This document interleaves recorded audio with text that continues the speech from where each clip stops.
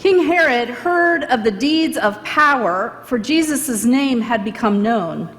Some were saying, John the Baptizer has been raised from the dead, and for this reason these powers are at work in him. But others said, it is Elijah. And others said, it is a prophet, like one of the prophets of old. But when Herod heard of it, he said, John, whom I beheaded, has been raised. For Herod himself had sent men who arrested John, bound him, and put him in prison on account of Herodias, his brother Philip's wife, because Herod had married her. For John had been telling Herod, it is not lawful for you to have your brother's wife. And Herodias had a grudge against him and wanted to kill him. But she could not, for Herod feared John, knowing that he was a righteous and holy man, and he protected him. When he heard him, he was greatly perplexed, and yet he liked to listen to him. But an opportunity came when Herod, on his birthday, gave a banquet for his courtiers and officers and for the leaders of Galilee. When his daughter, Herodias, came in and danced, she pleased Herod and his guests. And the king said to the girl, ask me for whatever you wish, and I will give it.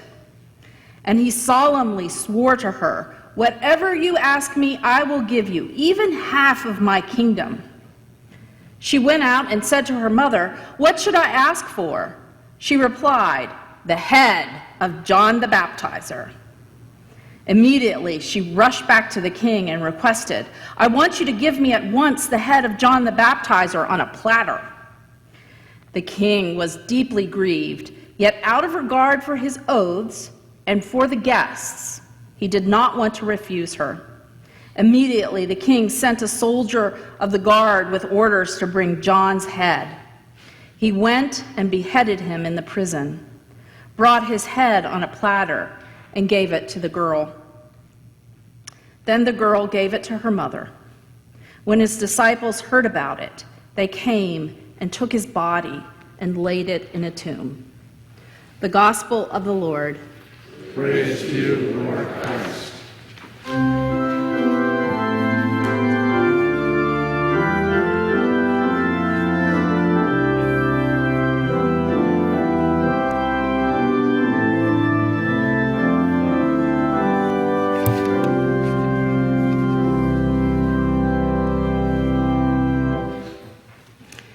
In the name of the one holy and undivided Trinity, amen.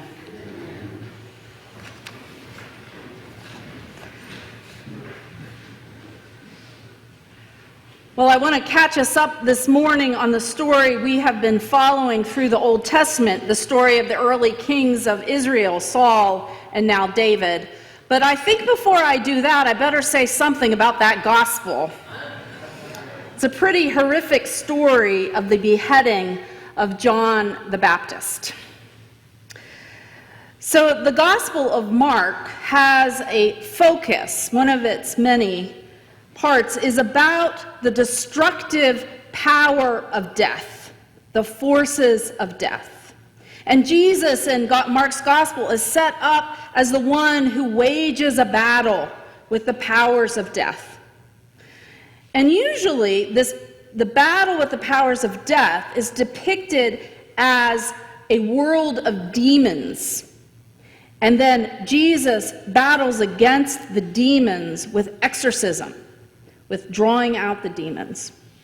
But in this story, Mark steps out of the demon-filled, haunted world and instead moves into the world of real politic, where the evil and the powers of death are played out on the stage of human life and of human politics. That same stepping out of the haunted world will happen in the description of Jesus' last week of life. And so we realize that the forces of death that we know as demons can also come alive and be experienced in the corruption of the powers of this world. So we have John the Baptist, a prophet of God, and Herod knows that he is a holy and righteous man. And he's not only just a little bit afraid of him, he's also kind of curious about him. It says he likes to listen to what he has to say. So he has him arrested, but he doesn't have him killed.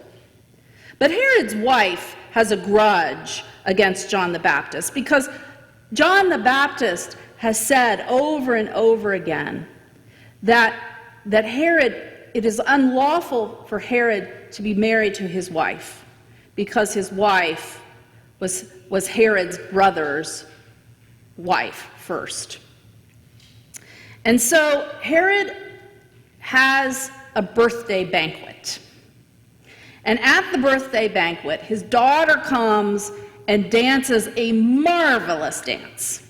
And Herod, you can see, he's sort of bragging and feeling his oats, and he says to his daughter, "That was a wonderful dance." And he says it in front of all the courtiers and all of the powerful people of Galilee. He says, "You can have anything you want. I'll give you anything you want for that wonderful dance." So the daughter goes to her mother, and her mother says, "Ask for John the Baptist's head." And so they force Herod into this very difficult decision. Either choice will be shameful for him. He either has to lose face before the courtiers and the officers by going against and not living up to the oath he has made, or he has to do what is shameful by killing John the Baptist, whom he knows is a prophet of God. But he makes the choice to behead John. So in the story, we have both continuity and contrast with other pieces of the gospel. First, the political and moral compromises that Herod makes are not so different from the forces that kill Jesus. Remember, Pilate realizes that it would be easier just to get rid of Jesus than to stand up for what he knows is right. So we see in this story a foreshadowing of Jesus' passion, a realization that the powers of this world will kill the prophets of God. But there's also contrast. First, there's a contrast between this bloody and horrific banquet and the scripture, the story that immediately follows it. For in the story in Mark's gospel that comes right after this story of the beheading of John the Baptist is a very different kind of banquet. It's the story of Jesus taking the meager and broken offerings of the crowd and multiplying them, feeding the 5,000. That is an image of abundance and grace. Herod's power and political compromises lead only to death. But the power of Jesus is to make the meager brokenness of our lives, to take it and to make it into abundance. There's one more contrast, I think, and that is Herod's coldly beheading John. And then that last line of our gospel, where the disciples go, hear of this death, they go and they take the body and they find a tomb in which to bury John. We remember that even Jesus' disciples were too scared to do this for Jesus after his death, but that the women came on the first day of the week because they loved Jesus. They came to anoint his body, and they discovered the empty tomb. We know that the love and care of the disciples and of the women make the resurrection possible, the witness to the resurrection possible.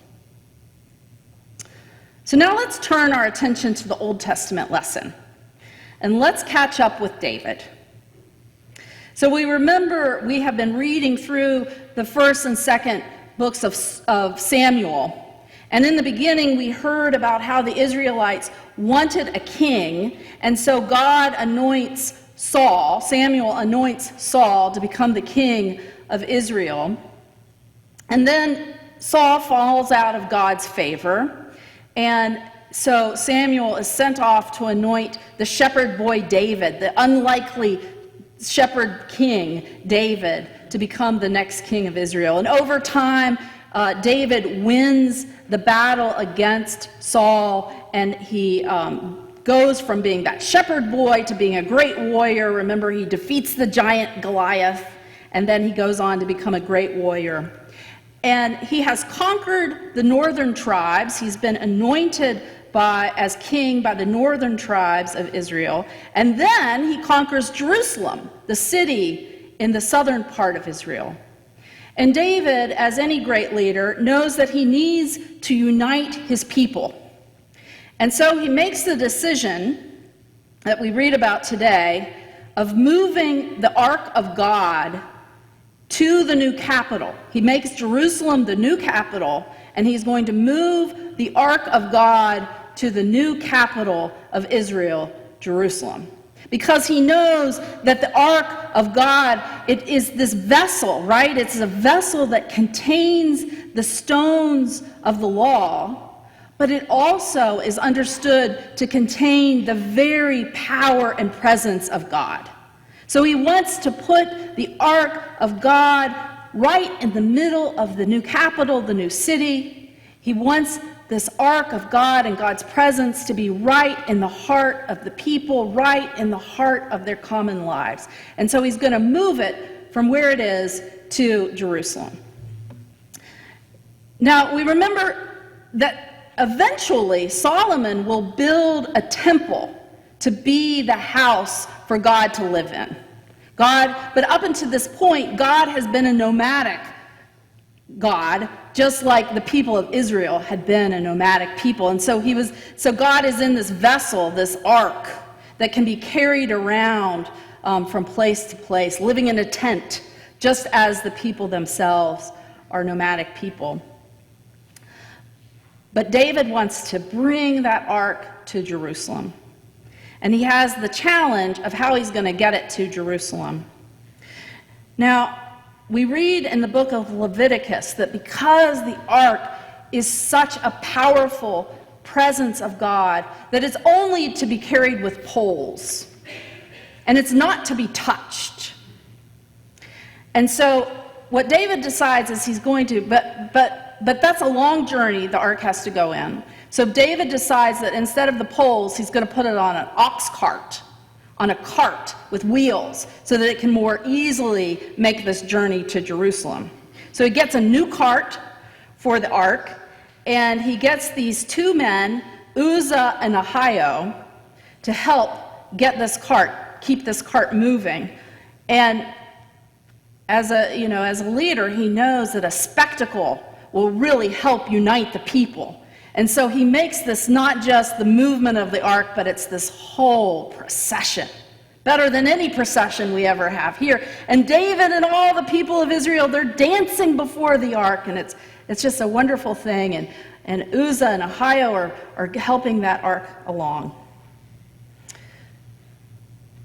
Now, our lectionary leaves a part of this story out. You may have noticed that in our reading from 2 Samuel, we're missing verses 6 through 12b.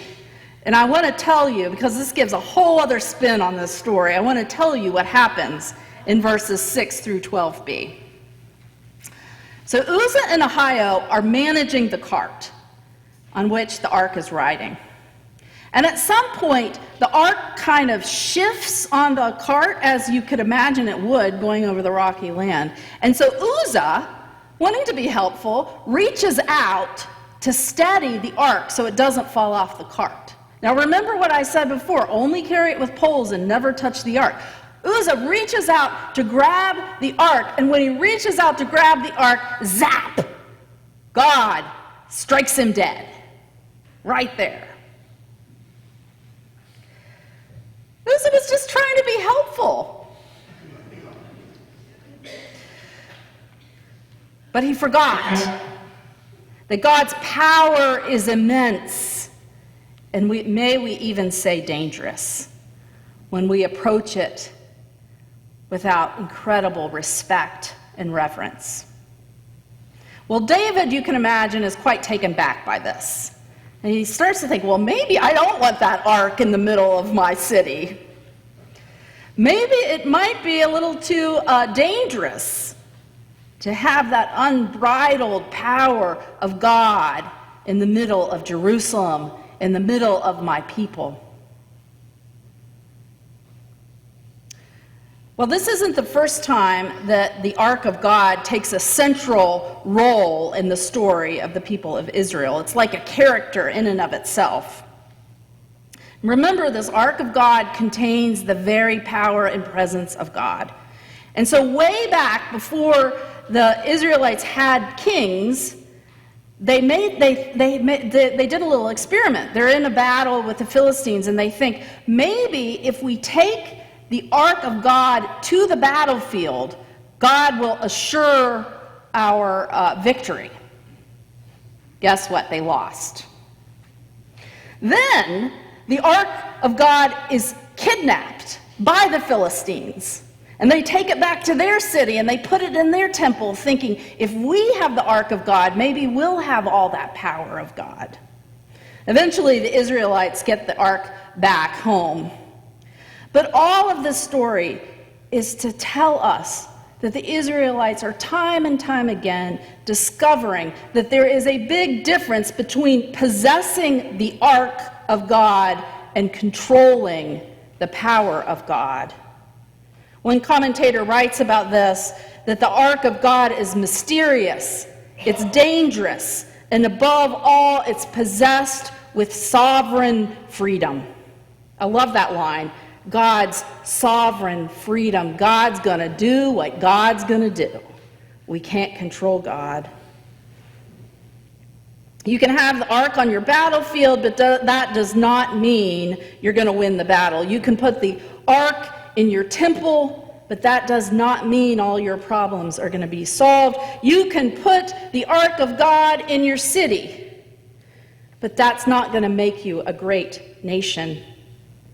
For it turns out that having the Ark of God is not about possessing God's power, but it's about being true to the responsibility that our faith puts in our lives, a responsibility to be in right relationship with God and our neighbor. It's a calling to have the Ark in the midst of your life, to have God in your heart.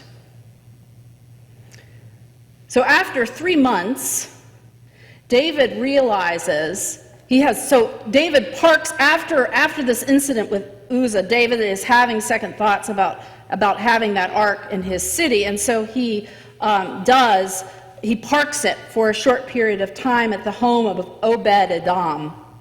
So he puts it at this guy's house, and he goes and he thinks about, do I really want this ark in the city? And then he hears word that Obed-Edom has had incredible blessing while this ark has been in his home. And so then David thinks, well, okay, maybe it's not such a bad thing to bring the ark to Jerusalem. So he goes back, he gets the ark, and the procession begins again. And they dance that ark all the way to Jerusalem. So I don't know, I might see the cross everywhere. But I think that like Herod's banquet, this story too has a little bit of an echo with cross and resurrection, with Easter. Uzzah's death, because he tries to save the ark from falling, is an encounter with the sovereign freedom of God. And it's a little foretaste of Christ's work of redemption on the cross. Now, of course, these are two very different manifestations of God's power. In the Old Testament, in the story of Uzzah, we see the mystery and danger of the power of God to kill. And on Christ on the cross, we see a very different side of God's power, the self-emptying power of pouring out one's life to open up a way forward, a new way forward. They're different manifestations of God's power, but they are both disruptions, confrontations with an established and over-easily understanding of the power of God and the power of this world. They're disruptions that open up a new way forward. So the question for us today is, what does that disruption look like in your life? Have you ever had a time when your life crashed up against the power of God? I kept thinking throughout this week about a metaphor for God from H. Richard Niebuhr. And as a metaphor, it doesn't hold the full truth of God. It just gives us an understanding of what God's power looks like in these stories. H. Richard Niebuhr understands God as this huge, craggy boulder in the middle of the ocean, sort of like on the Pacific coast, those big outcrops of boulder in the ocean. That's God, stable and present and eternal. And we are the ocean, moving and fluid. And time again, life crashes us up against the permanency and presence of God. And it's destructive, but it's also beautiful. David's witness also reminds us that we are called to celebrate and to dance in response to that sovereign freedom of God. When David finally realizes that it is worth the danger to have the ark of God in the middle of the city, his response to that is to celebrate and to dance. And that reminds me of one of my favorite Psalms, and then a retelling of Easter that I absolutely love, that when God said yes to Jesus' new life in the empty tomb, all creation shouted for joy, and the trees clapped their hands, and the stars danced, and the angels sang, and God danced with the angels around the cosmos. So let us, when we encounter the mystery and even the danger of God, let us dance too. In the words of Thomas Merton, forget yourself on purpose and join the cosmic dance. Thanks be to God.